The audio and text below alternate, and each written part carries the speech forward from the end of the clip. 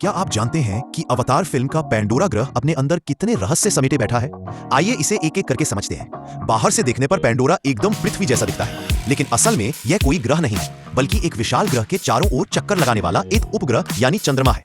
यह बात तो सबको पता है कि पैंडोरा पर जीवन है, लेकिन इसकी असली जादुई शक्ति यह है कि इस ग्रह की आत्मा भी मौजूद है, एक सर्वव्यापी अदृश्य देवी जिसका नाम है एवा। एवा कोई सामान्य शक्ति नहीं, बल्कि यह पूरे ग्रह की जीवन चेतना है। अगर आप इस ग्रह पर किसी भी पेड़ में एक स्कैनिंग नीडल घुसा दें, तो उसमें से सैकड़ों सिग्नल ट्रांसफर होते हुए दिखाई देंगे, जैसे एक विशाल तंत्रिका तंत्र।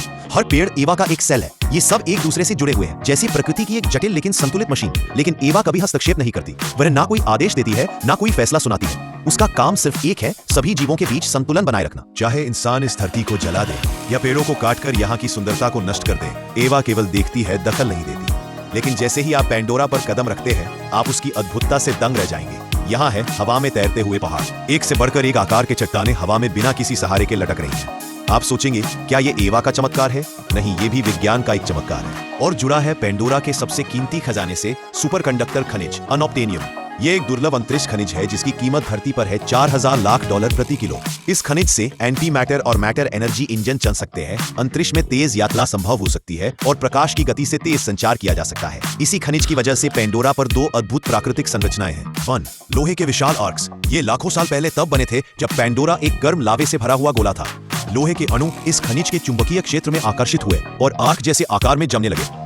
जब ग्रह धीरे धीरे ठंडा हुआ, तो ये आर्क्स अब हमें विशाल पत्थर के गेट्स जैसे दिखते हैं। 2. हवा में तैरते पहाड़, फ्लोटिंग माउंटेन्स। इनमें भी यही सुपरकंडक्टर खनिज है, जो धरती के अंदर मौजूद दूसरे खनिज के साथ मिलकर गुरुत्वाकर्षण को निष्क्रिय कर देता है।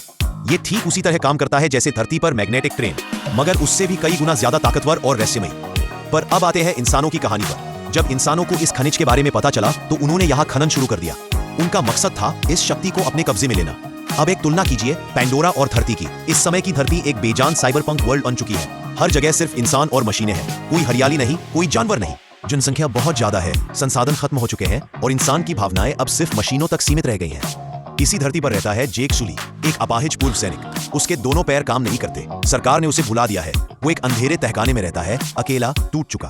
तभी एक दिन एक बड़ी कंपनी उसे ढूंढती है। उसके जुड़वा भाई की हाल ही में हत्या कर दी गई है। उसका भाई एक सीक्रेट मिशन पर काम कर रहा था, अवतार प्रोजेक्ट में। क्योंकि जेक का डीएनए अपने भाई से मेल खाता है, इसलिए उसे उस मिशन पर भेजा जाता है। वो एक जहाज में बैठकर 5 साल की नींद में पैंडोरा पहुंचता है, पर वहां पहुंचते ही उसका स्वागत होता है जंग के मैदान से। हर तरफ भारी मशीनें, हथियार और युद्ध की तैयारी दिखती है, क्योंकि वहां के मूल निवासी नावी इंसानों को अपनी जमीन पर आने नहीं दे रहे थे। वो जान पर खेलकर भी अपनी धरती को बचा रहे थे। हालांकि वो अभी भी पत्थर के हथियारों का इस्तेमाल करते हैं, लेकिन उन्होंने कई इंसानों को मार गिराया है।